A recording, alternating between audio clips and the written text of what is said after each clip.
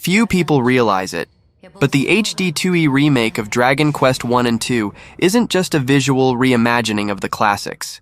It hides deep changes and details that only the most attentive players will notice. A lot went unnoticed in the trailers and even in the official previews, and that's exactly what I want to talk about today. Get ready, because here are 10 things they didn't tell you about Dragon Quest I and II HD-2D remake, and some of them might completely change how you see this re-release. The Dragon Quest I and II HD-2D remake is one of those decisions that, once you understand what's behind it, makes perfect sense. Square Enix realized there's a certain kind of magic in old games that can't be recreated with realistic graphics. The HD-2D style, which mixes classic pixel art with modern lighting and three-dimensional depth, is almost a visual tribute to the emotional memory of 8 and 16-bit RPGs. Using it in Dragon Quest I and II is like polishing a gem that was already beautiful, but that time had made too dusty to shine as it should. The key point here is the emotional value of these first two games. They're not just the beginning of the Dragon Quest franchise. They're the mold for everything that would come to define Japanese RPGs. On the original Nintendo, it's easy for a modern player to see only simplicity, square maps, limited sprites, and straightforward storytelling. But the HD-2D style keeps the visual foundation while giving it a new body. More layers, more atmosphere, and most importantly, more emotion. It feels like everything that was once implied in the original pixels finally found its visual voice. Inspired by the success of Octopath Traveler, the decision clearly got the final push it needed. Octopath proved that pixel art doesn't have to mean cheap nostalgia. It can be prestigious art when handled with ambition and aesthetic care. By applying that philosophy to Dragon Quest I and II, the team isn't just revisiting the past, they're reinterpreting it, giving new meaning to the word remake. The HD-2D visuals don't try to erase the past through realism. They seek to converse with it. It's a rare kind of artistic honesty these days, especially in remakes that impress more through flashiness than through essence. Interestingly, this style reveals something that was always hidden in the classic versions, the sense of scale. In the originals, the world felt vast through the imagination of the player. Now, with volumetric lighting and depth-filled scenery, that feeling is both restored and amplified. Towns feel alive, castles exude grandeur, and even caves glow as if they truly hold mystery. HD-2D makes the player feel the same awe someone felt in 1986, but with the emotional weight of experiencing the game in 2025. Most impressively, the style doesn't betray the minimalism of the originals. On the contrary, it celebrates it. Dragon Quest never needed realism to move hearts, only a sense of adventure and discovery. Choosing HD-2D reaffirms that truth. The blocks, forests, and villages are still familiar, only now the light filters through the trees. Reflections glimmer in rivers, and the music resonates more deeply. All this without betraying the simple design that defines the series' identity. It's a renewal that understands the soul, not just the aesthetics. Personally, I think this decision shows a rare maturity in how Square Enix sees its own classics. They're not just cashing in on nostalgia. There's genuine sensitivity in the idea that Dragon Quest shines brightest when it embraces its origins. HD-2D shows that the future of remakes might lie precisely in reconnecting with the past instead of replacing it. It's recognition that the beauty of simplicity can still move players in times ruled by ultra-realistic graphics. Combining Dragon Quest I and II into a single package might seem purely strategic at first glance, but upon closer look, there's artistic and emotional logic behind it. These two games are like complementary sides of the same legend, and presenting them together creates a much more natural sense of continuity. Splitting them could have broken the narrative rhythm and immersion that define the Erdrick trilogy. In addition, grouping both titles helps organically reignite interest in the trilogy's conclusion, paving the way for the remake of the third game with stronger collective momentum. From a production standpoint, the advantage is clear. Working on a single bundle simplifies marketing, costs, and planning. In a saturated market where every title competes for attention, releasing Dragon Quest I and II separately could have diluted the brand's impact. When the package arrives complete, its appeal is immediate. Two classic journeys reunited, with a modern aesthetic and unified artistic treatment. It increases perceived value and gives the public a sense of a complete work, not fragments sold piecemeal. At the same time, it simplifies the development schedule. Producing both remakes separately would have required parallel pipelines, possibly extending the project for years and fragmenting focus. By merging the two, the team achieved visual, technical, and performance consistency. That cohesion speeds up delivery and ensures a smoother result. It's like polishing a single multi-faced jewel instead of two separate ones. The economic logic also makes sense. A single package has more direct commercial appeal. It's an attractive entry product for new players and veterans revisiting the series' origins. Moreover, a unified price lowers the barrier to purchase. Players feel they're getting more for their money, which makes a big difference in today's cost-conscious market. The strategy is simple but smart. It ensures larger sales volume right at launch. Another interesting aspect is fan perception. By linking Dragon Quest 1 and 2, Square Enix creates an experience that flows as one continuous saga. This isn't just convenience, it's designed immersion. The first game introduces the world, setting the universe and Erdrick's legacy. The second expands that legacy, showing its generational impact. Playing them back-to-back with no multi-year gaps allows players to feel the organic evolution of the story, something that once only nostalgia could provide. It also symbolically accelerates the approach to Dragon Quest III, thus strengthening the Erdrick trilogy's arc. It's as if Square Enix is building a narrative crescendo, avoiding the downtime that breaks immersion. The Dragon Quest III remake is already one of the most anticipated titles, and releasing the first two together keeps the sparks of enthusiasm alive until the final act, creating a loop of expectation fueled by nostalgia and curiosity. In essence, this is a balance between art, strategy, and market. Merging Dragon Quest 1 and 2 wasn't just about saving time or money, but about consolidating an idea that the trilogy should be lived as one experience. It's a way to show that Erdrick's legacy extends beyond visuals or versions. It lies in emotional continuity, in the sense of journey and heritage. By hastening the path to the trilogy's conclusion, Square Enix ensures the legend is rediscovered in the most coherent and impactful way possible. One of the most fascinating choices in the Dragon Quest 1 and 2 remake was keeping the map layouts exactly as they were in the original 2D games.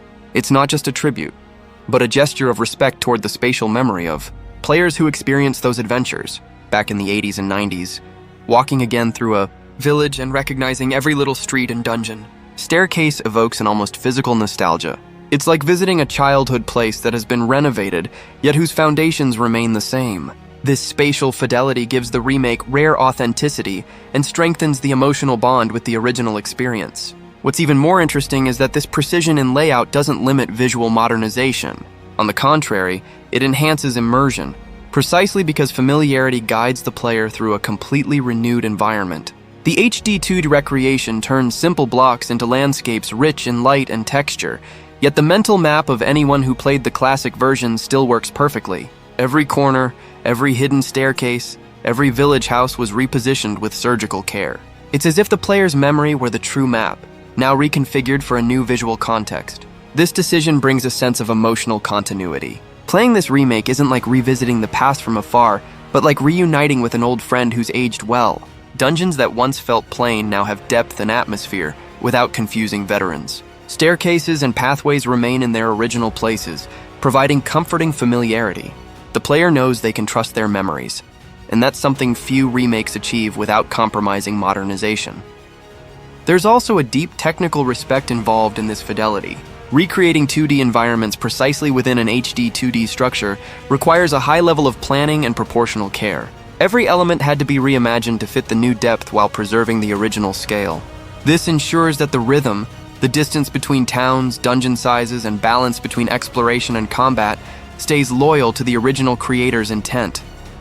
It's modernization firmly rooted in classic design. For modern players, this approach is almost educational. It shows that the simple design of the 80s can still carry an engaging experience in 2025. The direct paths and readable structures of the original maps create an uncommon flow, avoiding the bloat and lack of focus that plague many modern RPGs.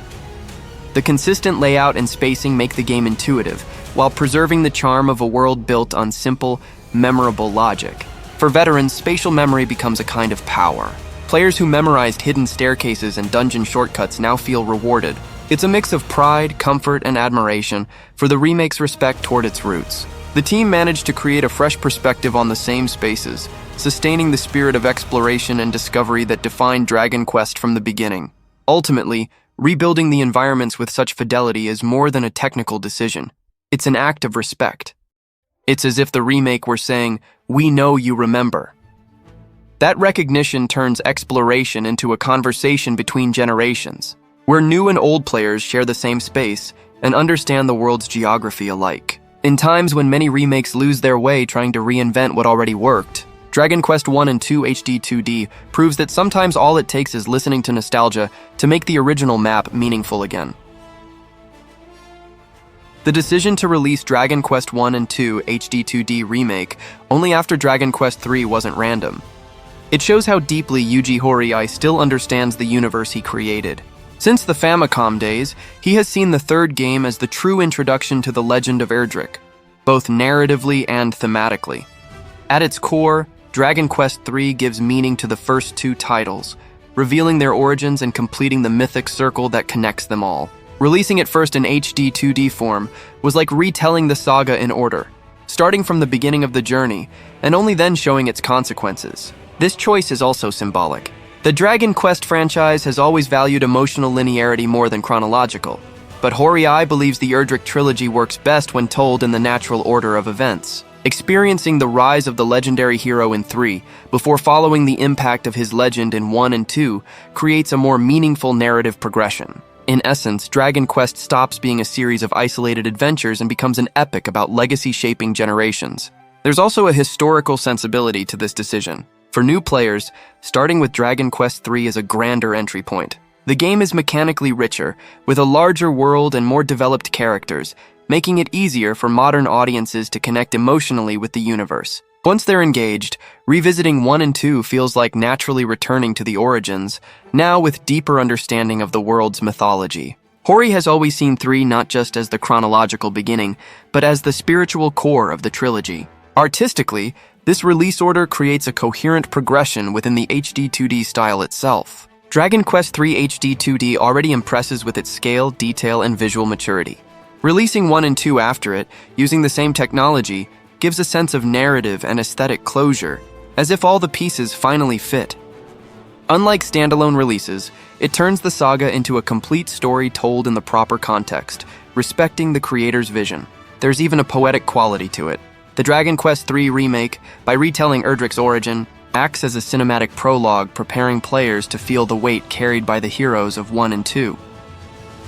When they finally reach those remakes, they're not just playing, they're feeling the echoes of a journey already lived, understanding the legacy behind every step. This kind of emotional connection only works when the release order follows the story, rather than the production calendar. Interestingly, this decision also feels like a reunion for veterans. Those who first played through the series in its original order now see the story reshaped before their eyes, reorganized to emphasize the meaning of events. It's like watching a classic trilogy restored to its definitive edition, with the respect of someone restoring an old film without cutting out its heart. It's an experience that speaks both to the past and present of the franchise. In the end, releasing Dragon Quest III before 1 and 2 shows the perfect balance between narrative logic and creative emotion. It's a bold move that honors Horii's vision while guiding new players along a smoother, more emotionally coherent path. It's not just about chronology, it's about empathy and making sure every remake in the Erdrick trilogy is experienced in the rhythm its story truly deserves. The addition of new narrative elements to the remake of Dragon Quest I and II HD-2D is a move that goes beyond simply fitting chronology. As the games are being released after Dragon Quest III, the team decided to take advantage of this inverted order to add subtle references, connections, and even mysteries that only make sense to those who have already experienced Erdrick's prelude. It's like revisiting an old tale, but now with the knowledge of the secrets that originated it. These additions transform the trilogy into something more cohesive and emotional, and show that the remake isn't limited to replicating the past. It reinterprets it with awareness of the new narrative order. The foreshadowings of Dragon Quest III function as small intellectual rewards for the attentive player. There are discrete mentions of events and characters from the third game, objects that refer to old locations, and even lines that acquire new meanings in light of what is now known. All this is done with a subtlety that respects both the new audience and the veterans. It's not a festival of obvious references, but rather a construction of echoes and resonances that reinforce the link between the generations of the legend of Erdrick. The feeling is that the world now breathes as a single body, with past and future interconnected in a natural way. These additions also help to reinforce the mythology that has always marked Dragon Quest. By dealing with the hero's lineage and the symbolic repercussions of his acts, the remake of 1 and 2 gains more dramatic weight.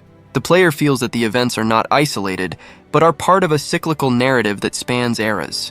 This creates a more mature experience without altering the classic essence of the games. It's the kind of nuance that shows a deep respect for the original structure, but also a desire to tell the same story more completely in the modern context. Another highlight is the pending mysteries and curiosities designed for the fans. Elements previously left open in the old games now receive more intentional treatment. Certain locations have new historical details, characters speak with a greater tone of awareness about the world's past, and even some enemies seem to carry clearer symbolic meanings. This type of detail doesn't transform the games into something new, but enriches the reinterpretation, allowing those who already know the plot to find new layers to interpret. But perhaps the most interesting thing is the promise of a completely new, epic conclusion. Square Enix seems to want to make the arc between 1 and 2 sound like the catharsis of everything that came before, taking advantage of the inverted order of releases to surprise narratively. It's not about changing the ending, but rather about contextualizing it differently, something that emotionally connects both games to the legacy revealed in Dragon Quest III. It's a bold idea, transforming 2 known stories into a grand final act that echoes the weight of an entire trilogy. This approach also awakens a feeling of reunion between eras. Veteran players who know the outcome of the trilogy now see details that reinforce emotional continuity, while new fans experience the progression of the myth organically. What was once just a sequence of adventures is transformed into a narrative of cause and consequence. Everything seems carefully positioned so that the final impact of 2 serves as a worthy closure to the legend initiated in 3. In the end, the new narrative elements do more than fill gaps. They elevate the experience of the Erdrick trilogy to a new level. By taking advantage of the inverted release order, the remake brings freshness without betraying the classic spirit. The result is a saga that rediscovers itself, connecting the emotional and the mythical in an outcome that promises both nostalgia and surprise. It's Square Enix showing that revering the past doesn't mean repeating it, but understanding its echo and expanding it in an intelligent and sensitive way. Giving the Princess of Cannock the role of a playable character is one of those decisions that balances fan service and creative vision with elegance. For decades, fans have speculated about the princess's lineage and the possibility of her being a direct descendant of Erdrick, something that has always been hinted at in the series. Making her playable now not only gives substance to this theory, but also reinforces the symbolic meaning of the Erdrick trilogy as a story about legacy and heritage. Instead of being just a background figure, the princess finally takes her place on the board, helping to tie together the narrative threads of 3 generations of heroes. This inclusion is also part of a natural trend within the series, giving more prominence to the supporting characters who previously served only as narrative complements. The presence of the princess brings a new balance to the group, both in the script and in the gameplay. In mechanical terms, she opens up space for new abilities, possibly magical or support-oriented, that dialogue with the spirituality of the Erdrick lineage. It's interesting to see how the remake takes advantage of this opportunity to offer something unprecedented without disrespecting the classic structure. Very different from simply fitting in an extra character for convenience. There is a clear parallel between this decision and the introduction of the monster tamer in Dragon Quest III HD-2D. In both cases, Square Enix inserted a new playable element capable of revitalizing the classic system and, at the same time, expanding the depth of the world. The princess, like the tamer, represents a new approach to interpreting the story. That each generation has someone destined to redefine the role of the hero. This is not just a matter of gameplay, but also a narrative layer that reinforces the notion of dynasty and reinterpretation of the Erdrick myth. In the context of the plot, the presence of the Princess of Cannock also adds new emotional texture to the journey. Dragon Quest II has always had a melancholic tone, with a sense of continuity after legendary times. Now, with a character who is a direct descendant of the protagonist lineage, this link becomes more personal. She carries within her the burden of mythical heritage, and this gives the player a new perspective on what it means to fight under the name of Erdrick. The game takes on a more introspective dimension, allowing the theme of legacy to manifest in the character's actions, not just in the stories told by the characters. Above all, this novelty fulfills an old desire of the community. Many players since the 80s have speculated about the real descent of some characters and dreamed of an expansion of the cast that would more directly represent the continuity of Erdrick. Turning this rumor into reality is a gesture that recognizes the emotional involvement of the fans, something that Dragon Quest has always known how to value. This direct connection between the creator and the public is part of the DNA of the series, and it is more alive than ever in this remake. The gameplay also benefits from this. Having the princess playable allows you to explore new strategies and build more diverse group dynamics, which modernizes the combat system without altering its roots. There may be a greater focus on magical support, or perhaps on abilities linked to healing and enchantments, reinforcing the symbolic role of union and protection that she has always had. It's a creative touch that brings variety and keeps traditional combat relevant within a contemporary context. The inclusion of the Princess of Cannock is a mixture of reverence and reinvention. She gives new energy to Dragon Quest II and helps the trilogy close with more thematic layers. It's not just an addition, but a missing piece to complete the puzzle of Erdrick's descent and revitalize the timeless charm of the saga. It's the kind of novelty that shows how, even respecting the original story, there is still room to reimagine and expand the universe in a significant and emotionally rich way. The philosophy of balance adopted in the remake is a direct result of the lessons learned during the development of Dragon Quest III HD-2D. After the mixed reception of some recent remakes of other franchises, the Square Enix team realized that tinkering too much with the essence can alienate precisely the audience that has kept the flame of the series alive for decades. Therefore, the focus now is on clarity of purpose, updating the experience without losing what defines it. The result is an approach that respects the core of the original games, maintaining their simplicity and structure, but with refinements that make the journey more accessible and emotionally engaging for a generation that has grown up demanding more from RPGs. This stance of balance is not simple to achieve. In games that have as much historical weight as Dragon Quest I and II, any minimal change can be interpreted as heresy by veterans or as a lack of boldness by new players. The team behind the HD-2D seems to have understood that the best response is not to try to please everyone, but to communicate their intention with transparency. The remake exists to preserve the spirit that gave rise to the Erdrick trilogy, not to reinvent it. In this sense, the visual formula of the HD-2D is the perfect middle ground. Modern enough to cause enchantment, but faithful to the artistic heritage that shaped the classics. The lessons of Dragon Quest III served as a compass for this production. The previous remake showed how diverse the Dragon Quest audience is and, in many cases, extremely passionate about small details. Subtle changes in menus, animations, or even the pace of battles generated intense discussions, and this made the team rethink how far it is worth going when it comes to modernizing the classic. Instead of forcing changes for updating, Dragon Quest I and II sought a more human parameter, understanding what awakens the same feeling of discovery and nostalgic warmth that the originals brought, with current tools. The interesting thing is that this philosophy goes beyond the aesthetic field. Balance is also present in the mechanics and the feeling of progression. The team maintained the turn-based system, the paused pace of explorations, and the lean design of the maps, but softened the friction of certain parts so as not to alienate beginners. It's a remake that understands the power of simplicity as part of its identity, without falling into the error of transforming the experience into something excessively modern. Each decision seems to have been tested with a double look, pleasing the veteran and teaching the novice. From a narrative point of view, the same care is evident. No essential element was rewritten, but many dialogues were polished to give more fluidity and emotion to the scenes. The intention was never to retell the saga, but to allow the new additions, such as the visual depth and the post-Dragon Quest III context, to expand the experience without breaking its essence. It's the kind of polishing that seeks authenticity instead of spectacle. This philosophy directly reflects the vision of Yuji Horii, who for years has insisted that simplicity and emotion are the two pillars that sustain the soul of Dragon Quest. Another consequence of this stance is the care and communication with the public. Square Enix seems to have learned the importance of contextualizing each change as a conscious choice, not as a rupture. The idea is to show that the remake is not a replacement for the original games, but a new reading created to cross generations. This brings the player closer to the creation, causing the feeling of trust to be renewed. It's a way to continue the story without losing the voice that has always defined the series. The balance between innovation and preservation is what keeps the integrity of the Erdrick trilogy alive. The remake of Dragon Quest I and II does not try to be a bold reinvention or an exact copy.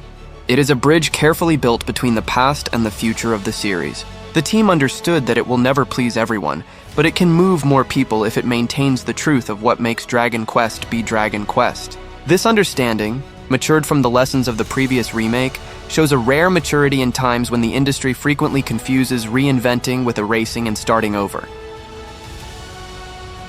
The most complex point of development was, without a doubt, the narrative. This may sound curious in a remake of games that were originally simple in structure, but that's precisely where the challenge lies. When working with short and direct stories like those of the first Dragon Quest games, any addition needs to sound natural and justified without breaking the tone or purity of the plot. The team realized early on that, before messing with graphics, mechanics, or soundtrack, it was necessary to deeply understand what makes these stories timeless. Therefore, the entire production was built around the narrative as a central pillar, and it was exactly this priority that ended up causing delays. The discussions with Yuji Horii were intense, as he always protected the delicate balance between simplicity and emotion that defines Dragon Quest. Horii is known for his resistance to altering the narrative structure of his games, preferring to maintain the feeling of discovery and the direct moral about heroism, friendship, and legacy. The initial ideas for the remake included new scenes and more explicit connections with Dragon Quest III, but the creator made a point of refining each point so as not to transform the plot into something excessively modern or melodramatic. This refinement required time, patience, and several back and forths of creative arguments between the script and direction teams. The biggest challenge was in expanding without diluting. The team wanted to insert new layers of meaning and narrative ties,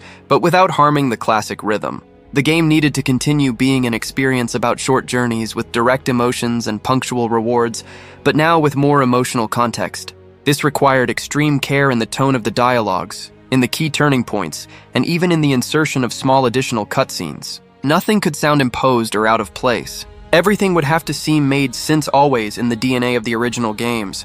These creative decisions transformed the process into something almost artisanal. Yuji Horii personally participated in weekly reviews, adjusting scripts and approving small changes phrase by phrase. The result is a text that preserves the classic tone, but that also offers new subtext for those who know the trilogy from end to end. Small mentions, discrete allusions to Dragon Quest III, and even subtle changes in how certain characters react to events serve as narrative bridges that unite the three works in a more organic way.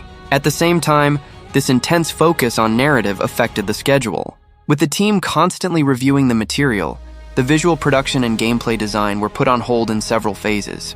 The remake of Dragon Quest III had already taught how risky it is to launch something that the creator himself does not consider final, so this time Square Enix chose to wait.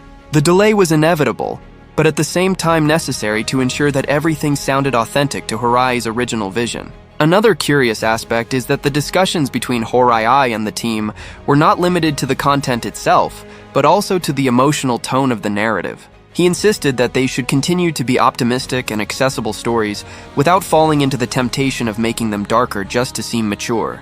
This insistence shaped even the way the themes were reworked. The light, the heroism, and the sense of hope needed to remain as central narrative guides. The process of rewriting and expanding the narrative served not only to update the games, but also to reaffirm what makes Dragon Quest unique. By treating the story as the starting point, and not a backstage detail, the team managed to reconnect the Erdrick saga with its emotional essence. Even with the delays, the decision to prioritize the narrative shows that the remake does not seek only to revive the past, but to understand its meaning. This artistic integrity, even if delayed, is what gives the project its most genuine strength. The expansion of the teams during development was a necessary measure, but also a delicate maneuver. In the middle of production, it became clear that the scope of the project had grown beyond what was planned, especially because of the narrative revisions and the visual rigor imposed by the main team. Square Enix then decided to bring in reinforcements from different fronts, both internal and external studios, with experience in HD-2D and pixel art rework. The decision was not only strategic, it was vital to ensure that the quality goals and the schedule did not collapse. This movement reflected a production maturity that the company has been improving since the success of Octopath Traveler and Live Alive. These additional teams assumed varied roles, dividing responsibilities precisely to avoid style conflicts. While the internal units maintained the creative control and defining identity of Dragon Quest, The external ones were in charge of optimizing technical pipelines, adjusting dynamic lighting, and improving combat animations. It was a complex integration, as the HD-2D style requires a millimeter harmony between art and technology. Any difference in aesthetic approach could break the visual balance, something that Yuji Horíi's main team was not willing to compromise. In the middle of the process, this expansion helped to relieve the pressure on the creative core, which still faced continuous script revisions and technical adaptations inspired by the new narrative scenes. The reinforcements allowed the main focus to continue being the refinement of the ideas, while the additional teams took care of the practical part. This created a healthier environment, with better communication flow between artists, programmers, and designers. It was what saved the project from a chaotic rhythm and prevented the game from becoming a victim of its own ambitions. This hybrid collaboration also brought unexpected benefits. The external teams brought accumulated experiences in other games of modern retro aesthetics, proposing solutions to problems that seemed to stall the production, especially in the use of volumetric shadows and particle effects in pixelated environments. Many of these solutions ended up being adopted definitively, improving the visual legibility and the performance of the game without increasing the production costs. It was an artistic and technical exchange that favored both sides, feeding the project with new perspectives. Of course, this type of integration is not done without challenges. The adaptation of different studios to Yuji Horíi's work philosophy and to the classic values of Dragon Quest required constant supervision. The main team needed to meticulously review each received section, which consumed time but ensured cohesion. The goal was to prevent the remake from becoming a collage of styles, maintaining the feeling that the entire work was part of the same visual and emotional universe. This insistence ensured that the final result preserved the artisanal look that defines the HD-2D style. The expanded engagement also brought a positive impact on the schedule. With more professionals involved in specific areas, the team managed to recover the time lost due to the narrative adjustments and creative approvals. The studio managed to reorganize tasks and work in parallel in distinct sectors, something essential when seeking to launch a game of this size within the deadline without giving up quality. The process was exhausting, but brought a delivery efficiency that kept the project viable even in the face of its constant internal revisions. In the end, the decision to integrate additional teams showed that Dragon Quest I and II HD-2D is not only the result of nostalgia, but of a meticulous collective effort. The game survived its own ambitions because it knew how to balance talent and management, art and pragmatism. This collaborative structure allowed Yuji Horíi's vision to be preserved and expanded without compromising the schedule or the DNA of the franchise. It is a clear example of how the balance between tradition and modernity also applies behind the scenes, where teamwork is as essential as the heroism of the characters within the game itself.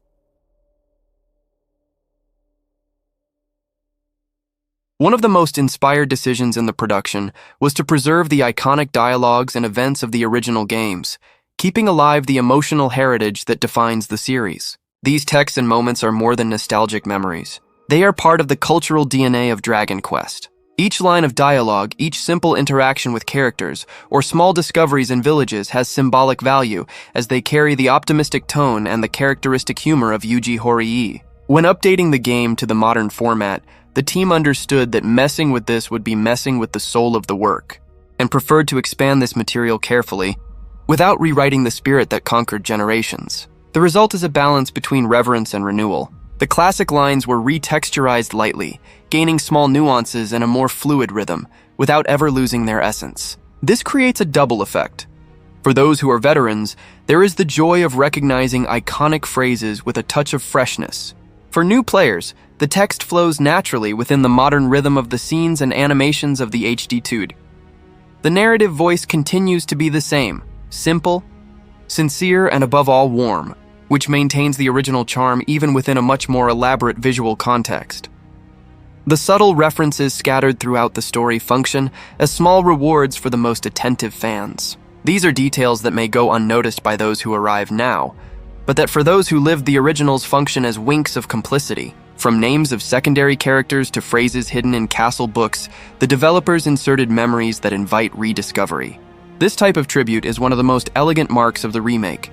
It is not about explicit fan service, but about gestures of affection disguised within the flow of the adventure. The classic events were also preserved, although reenacted with the grandeur that the HD-2D allows. Simple scenes, such as saving a village, facing a legendary boss, or witnessing the sunrise after a battle, now have an emotional load amplified by the lighting and the music. Still, the rhythm and the narrative tone remain familiar. There are no artificial attempts to dramatize what was direct. There is only greater care in making the player feel the beauty of these small moments with the weight they have always deserved. The same goes for the characters. The original personalities remain, only refined by more subtle expressions and lines adjusted for the new format. The hero continues to be the silent figure who moves the world with his actions, and the companions still reflect the light humor and the typical naivety of the first Japanese RPGs. This preservation is important because Dragon Quest has always been less about plot complexity and more about the feeling of shared adventure. Redesigning the characters without losing this emotional treasure was a mission that the team fulfilled with rare respect. These choices help to create a dialogue between generations. The veteran player recognizes the care in keeping alive the essence of the originals, while the new one can experience the same feeling of discovery that enchanted the public almost 4 decades ago. This harmony between past and present is what gives authenticity to the project, not only as a remake, but as a true love letter to the history of Japanese RPGs. It is a tribute that excites without depending on pure nostalgia, as everything flows organically within the world, renewed in HD 2D.